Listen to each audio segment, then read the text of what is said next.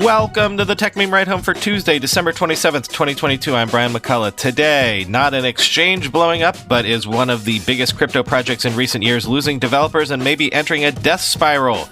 More supply chain worries for Apple and China. More concerns about the accuracy and efficacy of our new AI bot overlords. And heads up about a new tech hotness from China. Say hello to Temu. It might be responsible for some of the presents you unwrapped recently. Here's what you missed today in the world of tech. Solana-based NFT projects DeGods and y00ts announced plans to leave the Solana ecosystem for Ethereum and Polygon, respectively. These were the top two NFT projects on Solana, so that's super bearish for the whole Sol ecosystem, as it might signal that ambitious projects no longer want to build on Solana and might view it as a potentially dying ecosystem, quoting CoinDesk. There's an argument to be made that DeGods has capped out on Solana. The project's leader, Rohun Vora, known as Frank, said in a Monday Twitter Spaces, "It's hard to accept, but it's been tough to grow at the rate we want to grow. If Ethereum is where we have to go to keep growing, it's what we have to do," end quote.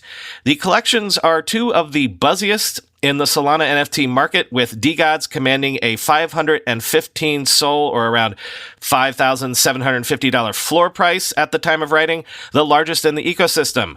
y00ts, DeGods' sister PFP collection that was released this fall, has a 148 Sol, or around $1,660 floor price.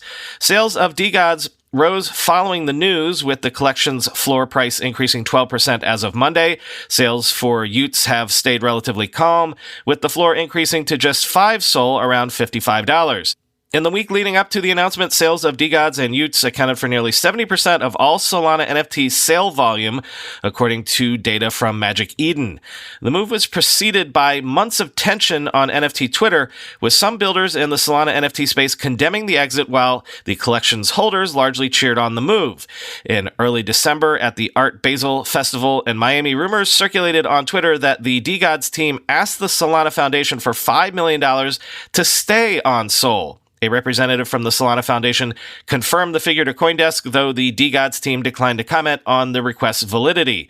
y00ts' move to Polygon came at a price. A DeGods representative told CoinDesk that Polygon paid for the move with a grant from its partnership fund, and the details of the deal will be made public eventually. Vora said the grant will last 1 year, maybe 2, and was not paid up front.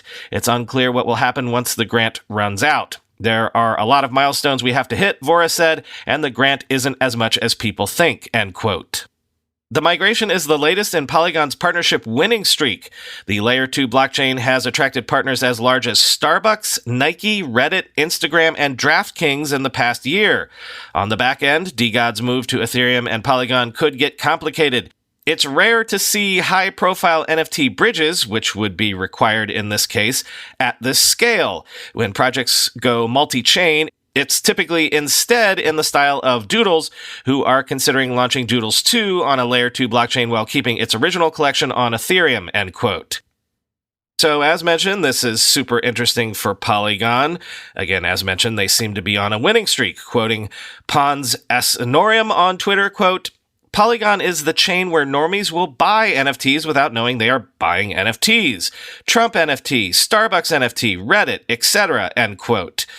That is all referencing recent project news that we might not have talked about on this show, but also, this is huge news in terms of Solana. From a non-crypto-centric perspective, Solana was one of the biggest stories of the last crypto wave. It was supposed to be ETH version 2.0. Remember those huge 5x returns for the Andreessen Horowitz crypto fund? Coinbase was responsible for sure, but also Solana. And some big VC and tech influencers made an absolute killing on Solana after it debuted, made a killing in only about 3 months back in 2021. These are names you would know. So now Solana is the third worst crypto performer in terms of price and market cap in 2022, only surpassed in terms of bloodbaths by FTT and Luna. In terms of total value locked, Solana is down 98%. Quoting Modest Rebirth on Twitter, Some will say it's a bottom signal. I would say this is a death signal. The argument for Seoul was its adoption. If big projects leave, what's left is a deserted land, end quote.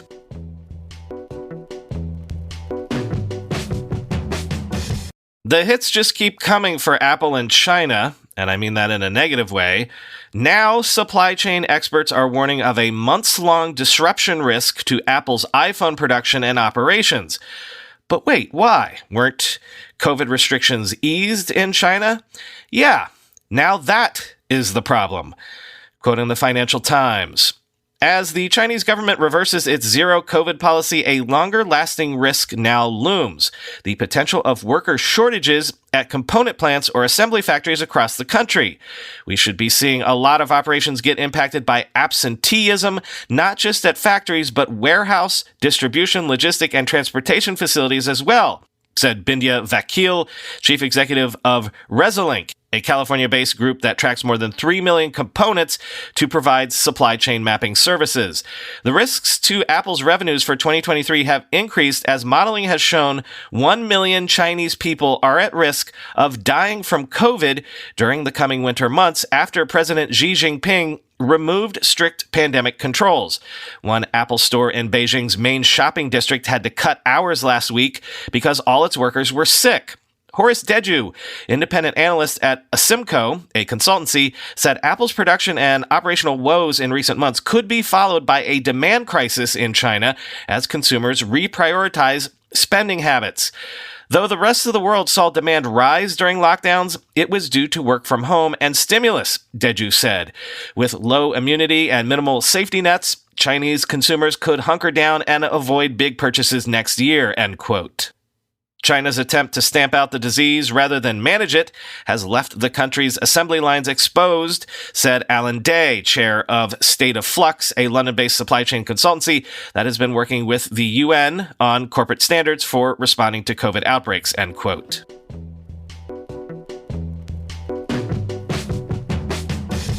There seems to be a narrative developing around these new AI bot tools. Sure, they can wow you with their ability to generate outputs better than you might anticipate, but they also seem to have problems generating outputs that are superior to what you could do previously.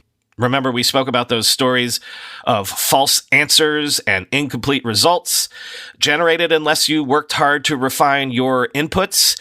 Now, a new study suggests that programmers who use GitHub Copilot and other AI tools produce less secure code than those who do not, despite believing that their code has no safety issues. Again, if you're relying on the bots blindly, that might bite you in the butt, at least for the time being. Quoting the Register, in a paper titled "Do Users Write More Insecure Code with AI Assistance?", Stanford Boffin's Neil Perry, Megha Srivastava, Deepak Kumar, and Dan Boneh answered that question in the affirmative. Worse still, they found that AI help tends to delude developers about the quality of their output. Quote, we found that participants with access to an AI assistant often produce more security vulnerabilities than those without access, with particularly significant results for string encryption and SQL injection, the authors state in their paper. Surprisingly, we also found that participants provided access to an AI assistant were more likely to believe that they wrote secure code than those without access to the AI assistant, end quote. Previously, NYU researchers have shown that AI-based programming suggestions are often insecure in experiments under different conditions. The Stanford authors point to an August 2021 research paper titled "Asleep at the Keyboard: Assessing the Security of GitHub's Copilot Code Contributions," which found that given 89 scenarios, about 40% of the computer programs made with the help of Copilot had potentially exploitable vulnerabilities. That study, the Stanford authors say, is limited in scope because it only considers a constrained set of prompts corresponding to 25 vulnerabilities and just 3 programming languages: Python, C, and Verilog. The Stanford scholars also cite a follow-up study from some of the same NYU eggheads. Security Implications of Large Language Model Code Assistance, a user study, as the only comparable user study they're aware of. They observe, however, that their work differs because it focuses on OpenAI's Codex Da Vinci 2 model, rather than OpenAI's less powerful Codex Cushman 1 model, both of which played a role in GitHub Copilot, itself a fine-tuned descendant of a GPT-3 language model. Also, the Stanford study looks at multiple programming languages, Python, JavaScript, and C, while the security implications paper focuses just on functions in the C programming language.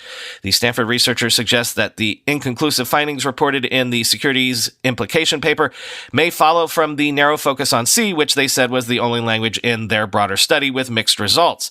The authors conclude that AI assistants should be viewed with caution because they can mislead inexperienced developers and create security vulnerabilities.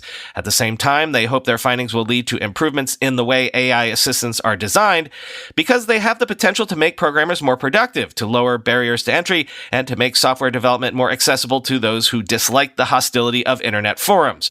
As one study participant is said to have remarked about AI assistants, quote, "I hope this gets developed. It's like Stack Overflow, but better because it never tells you that your question was dumb," end quote.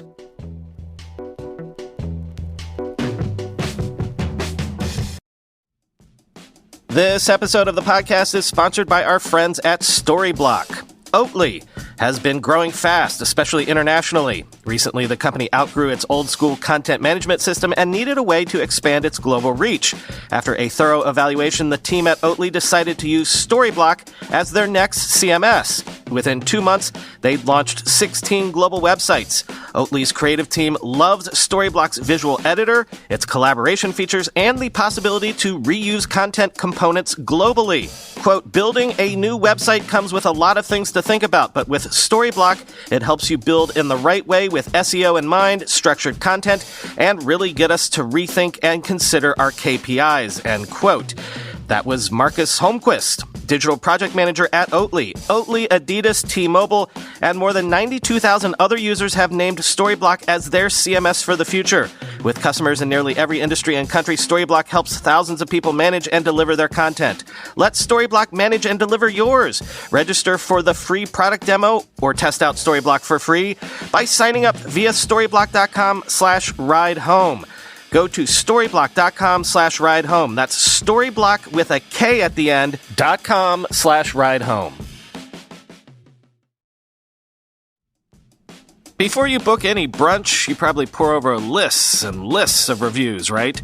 So why not do the same when you're booking a doctor's appointment? With ZocDoc, you can see real verified patient reviews to help you find the right doctor in your network and in your neighborhood. ZocDoc is a free app that shows you doctors who are patient reviewed, take your insurance, and are available when you need them. On ZocDoc, you can find every specialist under the sun, whether you're trying to straighten those teeth, fix an achy back, get that mole checked out, or anything else. ZocDoc has you covered. ZocDoc's mobile app is as easy as ordering a ride to a restaurant or getting delivery to your house. Search, find, and book doctors with just a few taps. Every month, millions of people use ZocDoc, and I'm one of them. It's my go-to whenever I need to find and book a quality doctor. I use them to find an optometrist just this month. I used to have perfect vision, but it's finally time to give up the ghost and admit that it's no longer true and get some glasses. So do like I did. Go to ZocDoc.com/Techmeme and download the ZocDoc app for free.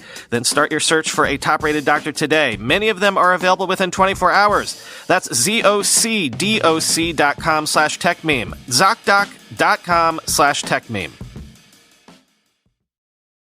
Let's end today with a couple of timely end-of-year stories. First up being, after some pushback, the IRS has delayed requirements for e-commerce apps such as Venmo, PayPal, Cash App, and even Etsy to send tax forms to small businesses if they do more than $600 in transactions in a given year.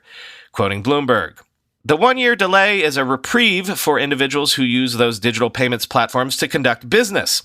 Congress reduced the tax reporting threshold to $600 from $20,000 in 2021, and it was slated to affect people filing tax returns in the spring of next year. The IRS said it will use the coming year to transition to the new requirements, and that more information would be available soon. The additional time will help reduce confusion during the upcoming 2023 tax filing season and provide more time for taxpayers to prepare and understand the new reporting requirements, Acting IRS Commissioner Douglas O'Donnell said in a statement Friday. Representatives of PayPal, which also owns Venmo, and Block, which owns Cash App, didn't immediately respond to requests for comment. The requirement for third-party payment processors to send 1099-K forms to taxpayers with more than $600 in business transactions with no minimum number of transactions required was included in the 2021 pandemic aid legislation known as the American Rescue Plan Act. Previously, the law had the higher dollar threshold as well as a minimum of more than 200 transactions. The IRS said the law isn't intended to track personal transactions, such as reimbursing a friend or family member for a meal or gift, or for paying a household member for a bill. However, the difficulty of delineating personal and business transactions has caused critics of the proposal to say that it could result in people receiving IRS forms for payments on which they don't owe taxes.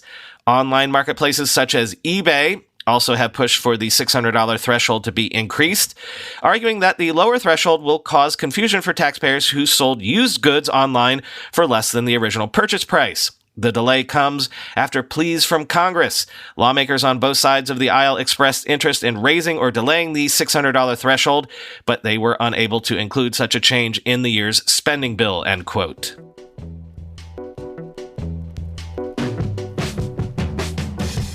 And finally, let me introduce you to Temu. It's from Pinduoduo. It's a marketplace, and according to Sensor Tower, it is the #1 app in the United States.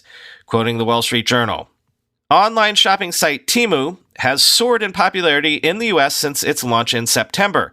The rapid growth of the site, which sells ultra-low-price goods, mostly made in China, has made Shanghai-based Pinduoduo the latest Chinese firm to find success in a country increasingly wary of Beijing as a technology rival. In less than 4 months, Temu has racked up 10.8 million installations in the U.S., according to analytics firm Sensor Tower, making it the country's most downloaded mobile app in any category between November 1st and December 14th. When Kathy Benetti first went on Temu in Thanksgiving, she wasn't planning to splurge. But as she browsed the site, she was struck by the low prices. Before she knew it, she had filled her shopping cart with 14 items totaling $90. A meat tenderizer cost 69 cents. A sweater went for $10, and a jacket that could be a Christmas gift for her son was $15. Ms. Benetti, a 68-year-old office manager at a storage facility in Dartmouth, Massachusetts, said she was impressed that so many items were cheaper than on Amazon.com. Her order arrived within the promised 17 to 15 business days. You're not getting the top of the line, but that's okay, she said. Days later, she returned for Christmas shopping, this time spending $223 for 34 items. Shoppers like Ms. Benetti helped Temu's November sales volume roughly quadruple from October, peaking over the Black Friday shopping period when daily sales reached $7 million over a 7-day period, according to research firm Yipit Data. Though still small, Temu's fast rise recalls that of Shein, another China-founded retailer that quickly emerged to become a juggernaut. Temu also follows ByteDance's short video app TikTok, whose viral success and Chinese roots have made it a top target in Washington.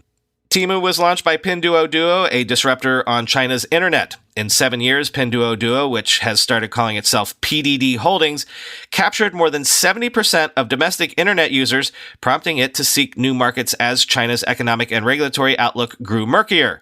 When Temu opened for business in September, its website made no mention of Pinduoduo.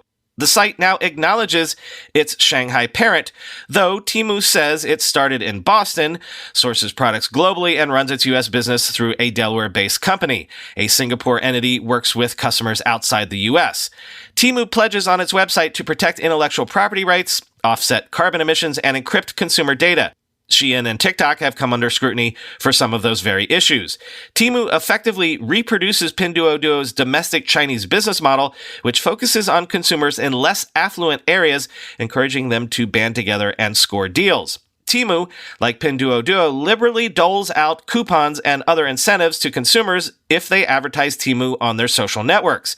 Most Temu bestsellers cost less than $10 and are unbranded. The one-hit product, a pair of Lenovo earbuds, lists for $8.47, 40% less than on Amazon.com. After applying coupons, consumers can get a pair for just $3. Lenovo Audio's product page indicates it has sold more than 100,000 pairs on Temu, end quote.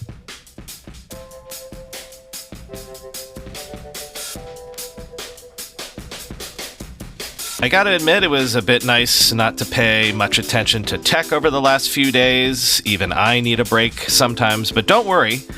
My subconscious kept me honest. I had two separate dreams, one where I worked for Elon Musk and the other where I was Mark Zuckerberg's major domo. So even when I take a break, Silicon Valley knows where I'm sleeping and knows when I'm awake. No show tomorrow. The next show will be on Thursday, December 29th. Talk to you then.